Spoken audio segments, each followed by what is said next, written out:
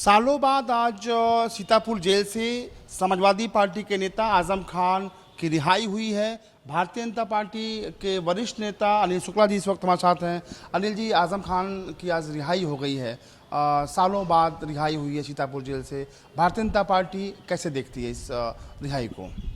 देखिए, तो कानून ने, कोर्ट ने निर्णय लिया है, ये अच्छी बात है कि वो जमानत करा के बाहर आ गए।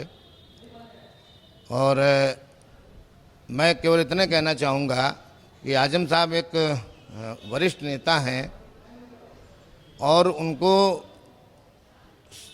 इस समय देश प्रदेश में राजनीतिक और विकास का क्या माहौल चल रहा है उसको उन्हें समझना चाहिए। और माननीय मोदी जी और माननीय योगी जी के नेतृत्व में जो देश है भारत, ये बहुत तेज़ी से आगे बढ़ रहा है, क्योंकि अभी तो now we are developing country and we are converting into developed country in the leadership of Shri Modi ji and Yogi ji. और देश का नौजवान क्या चाहता है इसको उन्हें पूरी तरह समझना चाहिए। अब जो देश का नौजवान है या हमारे देश के जो लोग हैं वो अब इन सब पचड़ों में पड़ना नहीं चाहते, हिंदू मुस्लिम के पचड़ों में। वो केवल उन्नति चाहते हैं, देश और दुनिया के साथ मिल करके चलना चाहते हैं। जिस तरह से जर्मनी ने, जिस तरह से जापान ने, जिस तरह अमेरिका ने विकास किया है। जापान तो हमसे बाद में आज़ाद हुआ था, लेकिन आज जापान कहाँ पहुँच गया है। तो हमारे बच्चे भी जो है ना, इन सब चीज़ों में एक प्रतिस्पर्धा करके और इस भारत को दुनिया के नक्शे पे नंबर 1 पे रखना चाहते हैं। ऐसे में अगर कोई चाहे कि हम पुरानी बातों को ले करके और पुराने जो तौर तरीके थे उनको ले करके हम अगर क्या नाम देश में राजनीति करें, तो वो अब राजनीति में टिकने वाले नहीं हैं। इसलिए मैं उनको, तो मेरी यही सलाह है।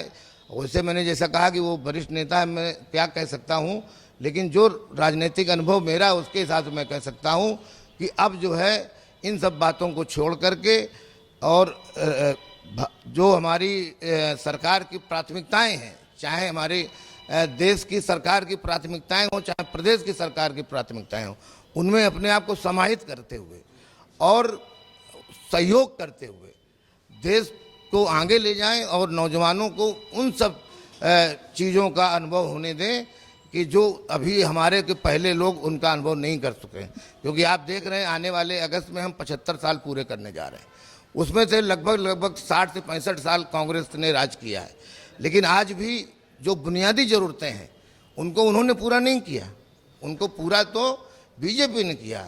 हमने अगर 3 करोड़ से ऊपर लोगों को मकान बना के दिए, हमने उनको अगर शौचालय घर में दिए, हमने हर घर में जहाँ तक अभी तक रोशनी नहीं गई थी 1 करोड़ 18 लाख घरों को हमने रोशनी देने का काम किया। हमने वहाँ गैस के सिलेंडर देने का काम किया। हम नल से जल 2024 तक हर घर में देने जा रहे हैं। तो ये सारी बुनियादी चीज़ें हैं जो अभी तक हो जानी चाहिए थी। आज के समय में हमें इन सब चीज़ों का इंतजाम नहीं करना पड़ता अगर ईमानदारी से आज़ादी के बाद जो सरकारें बनी उन्होंने काम किया होता। तो उन सब कामों को अगर हम करने जा रहे हैं, कहूँगा आजम भाई हो या कोई भी जो भी राजनीति में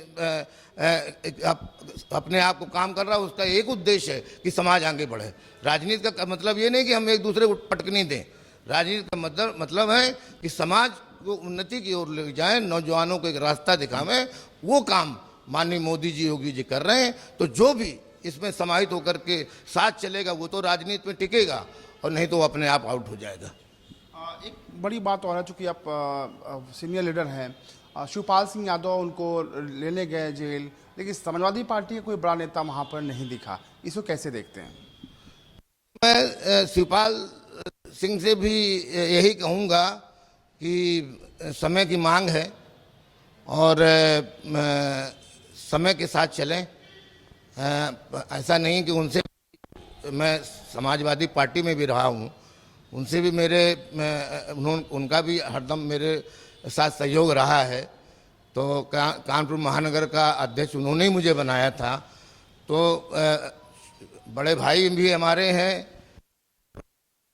रहे हैं तो उनको भी मैं सलाह तो नहीं दे सकता हूं कि वो भी समय की मांग को देखें और जो जिस तरीके से प्रदेश और देश तेजी से विकास की तरफ दौड़ रहा है उस दौड़ में अपने आप को शामिल करें, अपने बेटे को भी शामिल करें और देश और प्रदेश के लिए सहयोगी बने और लोगों को आने वाले समय में नए भारत का जो उनको अनुभव होना है उसमें वो सहयोग करेंगे तो इतिहास में उनका भी नाम अमर होगा, ये मुझे पूरा विश्वास है। बहुत शुक्रिया। ये हैं अनिल शुक्ला, बीजेपी के सीनियर लीडर हैं। इस सालों में बहुत कुछ कह रहे हैं और साफ तौर पे आजम खान और शिवपाल सिंह यादव को सलाह भी दे रहे हैं कि जो समय की मांग है उसके साथ चलें और देश की सेवा करें। कैमरा पर्सन वीरेंद्र के साथ मितेश श्रीवास्तव, R9 न्यूज़, लखनऊ।